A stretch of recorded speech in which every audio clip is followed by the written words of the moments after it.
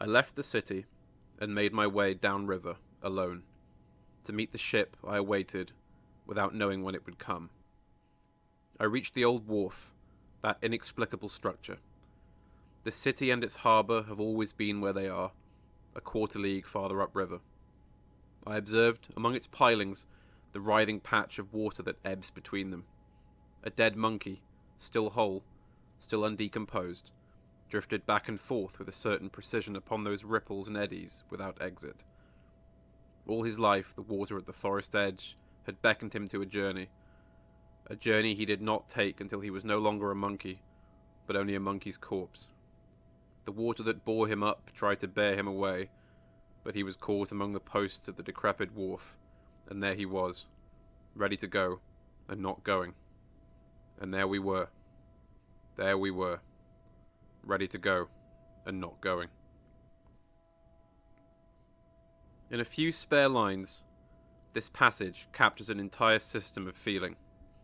It weighs up the presence of a great cosmic joke played against those who wish for that most simple of things, the desire to be elsewhere, perhaps anywhere, or even the simpler desire for a slight change in set circumstance, even if we must ultimately remain in place. The passage is taken from the opening of a novel by the Argentinian author Antonio de Benedetto, Zama, first published in 1956, and now regarded as a quiet classic of the Spanish canon. It is the first in what is viewed as an unofficial trilogy of novels, comprising, in order of publication, Zama, The Suicides, and The Silentiary.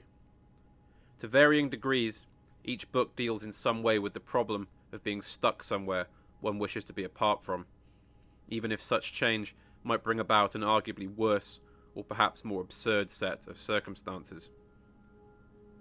When we first meet Don Diego da Zama in 1790, we find a colonial administrator serving in the listless backwater of Asuncion, what would go on to become the capital of the Republic of Paraguay some 2 decades later.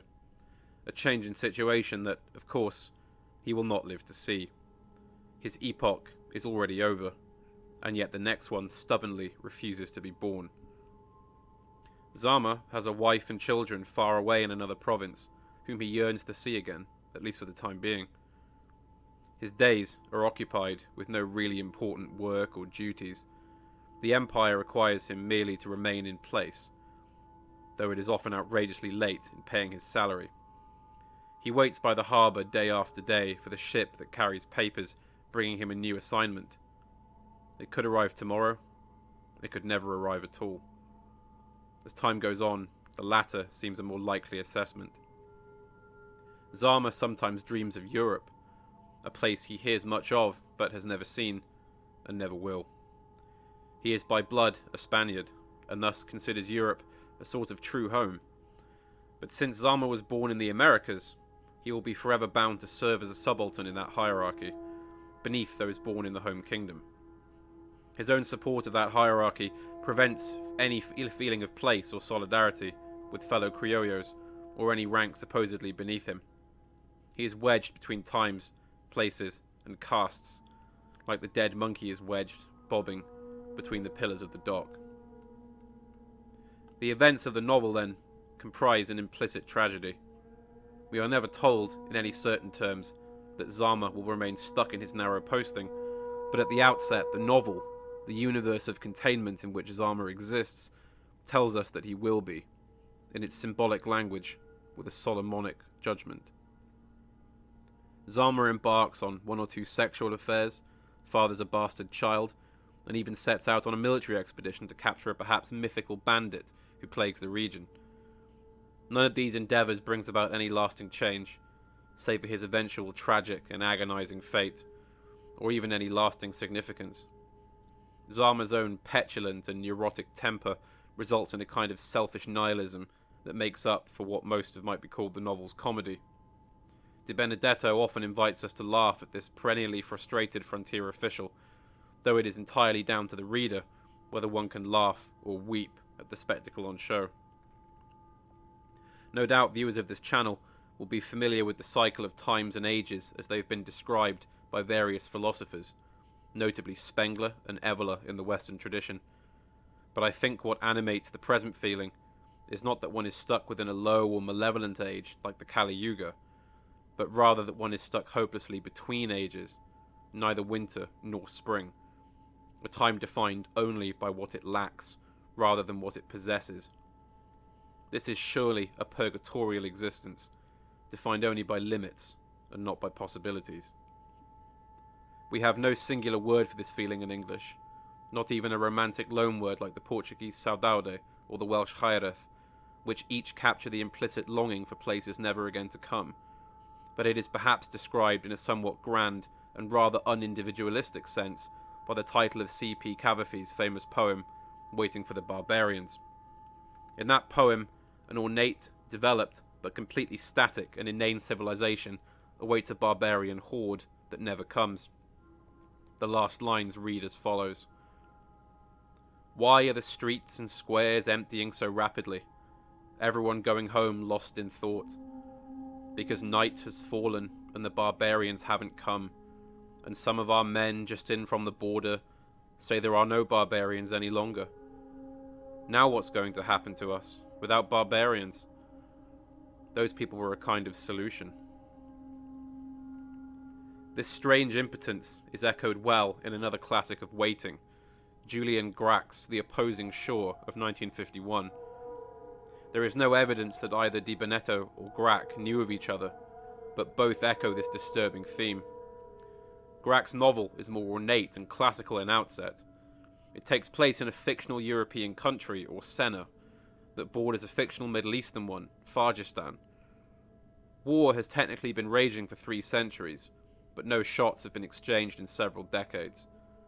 Where Zama faces the endless expanse of Central South America with its heat and mud and mosquitoes, the protagonist of Grach's novel, Aldo, a junior officer, faces the overgrown geometries of a decadent civilization that have themselves become a landscape. The novel is best described as a prelude to a Wagnerian opera we never actually hear. All the pieces are there, the orchestra is assembled, but the curtain never rises. Such is the horror of being trapped between chapters in a story. Aldo slowly becomes driven by a tense ecstasy over the possibility of simply getting into a boat and crossing the water into the enemy's country. The throbbing possibility of the sea calls to him. The faint vision of the other coast beckons him, but he does not go. I had made my way into absence, straying in an ever dimmer countryside, far from the essential rumour whose uninterrupted throb rushed towards a cataract behind the horizon. And now the inexplicable feeling of the right road made the blank and watery desert bloom around me, as though at the outskirts of a city still in darkness behind the remote horizon. In every direction, wandering lights crossed their beams. The vacillating horizon grew brilliant with the winking of reconnaissance signals. A royal road was opening onto the sea, paved with beams like a ritual carpet. Zama's ship will never come in. Aldo's war will never resume, and Cavafy's barbarians might not even exist. But if this is the case, what can be done about it? Di Benedetto's third novel in the sequence, The Suicides, tells of a man whose father committed suicide at the age of 33. It is not so much a question of whether his son will repeat the process, but when he will do so. He is, in some deep, inimitable way, resigned to the cosmic plan he believes is in place, a more taciturn respondent to Macbeth's bloody and invisible hand. But are we right to always blame the fates, or God, or some other external force? Let us think on that haunting line from Boswell's Life of Johnson. The great business of his life, he said, was to escape from himself. In the first pages of the novel, Zama's subordinate, a man named Ventura Prieto, tells the story of a fish that inhabits the Paraguay River, and which spends the entirety of its life waging continual battle against the ebb and flow that seek to cast it upon dry land. These fish, he says, must devote nearly all their energies to the conquest of remaining in place. Zama's discomfort upon hearing that story indicates how neatly it serves as a metaphor for the narrative to come.